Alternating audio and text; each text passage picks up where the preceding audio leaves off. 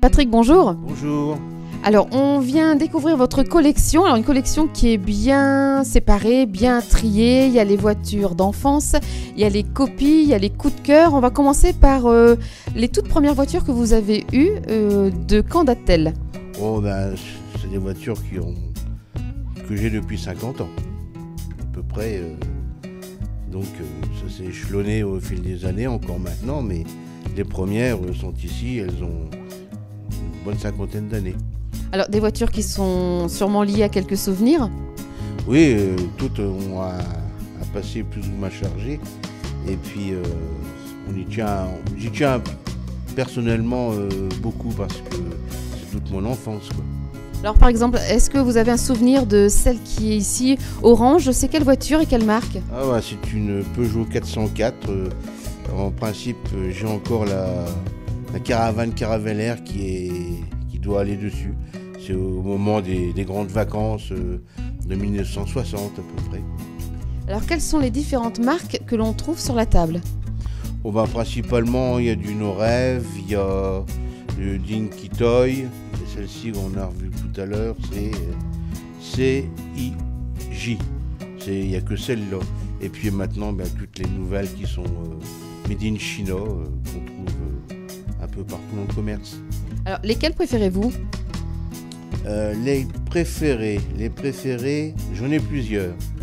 J'ai celle-ci, qui est une Mercedes que j'ai eue quand j'étais tout gamin, parce que quand mes parents achetaient des voitures, il y avait des bons.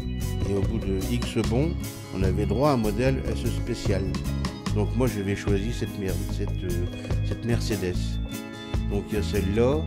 Il y a bien sûr l'Alpine A110 qui est mondialement connue. Alors Patrick, on va parler d'une petite série de 2 chevaux, toutes différentes et toutes aussi belles les unes par rapport aux autres. D'abord la 2 chevaux verte qui a une particularité pour vous. Oui, exactement, c'est ma première voiture. Je l'ai eue en 74. Et c'était le vert est d'origine, c'est du vert palmeraie. C'est une 2 chevaux 6 qui ressemblait exactement à celle-là. Alors une très originale également, c'est une No-Rêve, mais c'est un prototype. Oui, c'est la prototype de la 2 chevaux qui est sortie avant la guerre. Il y a la manivelle pour la démarrer, il n'y a pas de démarreur, il n'y a qu'un seul phare. Et puis c'était le minimum, ils appelaient ça le TPV, très petite voiture. Ça c'est vrai. Alors les 2 chevaux aussi sont devenus publicitaires. Oui, il y a la 2 chevaux Cochonou qui fait le Tour de France. Alors je vois que vous avez bien exposé vos voitures. Que ressentez-vous justement quand vous ressortez ces petites voitures? Est-ce que vous replongez en enfance? Est-ce qu'il y a une sensation particulière? Non, pas spécialement. De temps en temps, je ne les ressors en général, je ne les ressors jamais. Elles sont stockées dans une étagère et elles ne bougent pas, quoi. Alors si on parlait de celle-ci par exemple, quelle marque, de quand date-t-elle et où l'avez-vous eue? Ça c'est une Porsche 356. Je l'ai trouvée il y a quelques temps dans une brocante. Mais disons qu'elle est d'époque avec celle que j'avais déjà, quoi. Alors il y en a une particulière que j'aimerais voir, une très belle voiture, c'est plus une copie, c'est celle d'un président. Oui, celle-là effectivement c'est une Lincoln Continental qui a servi à John Kennedy. C'est d'ailleurs cette voiture qui s'est fait tuer. Si on parlait de celle-ci maintenant, alors là on peut pas... C'est l'emblème de la collection, ça. C'est la 2 chevaux Dinky Toy qui vaut, disons, quelque chose parce que, disons, au point de vue souvenir, c'est toute mon enfance. Et financièrement, ça vaut quelque chose quand même. On est reparti pour une petite série de voitures. Les Ferrari, est-ce que c'est votre première voiture également? Non, mais disons que comme tout le monde, je suis un peu intéressé par la marque en question.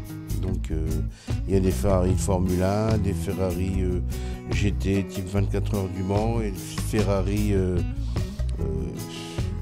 civils, si on peut dire, comme par exemple la 250, Ferrari 250, qui était une des voitures de Claude François. Ah, elle est bleue, elle n'est pas rouge celle-ci. Ouais, bah c'est une client, donc à ce moment-là, les clients pouvaient choisir la couleur qu'ils voulaient, quoi.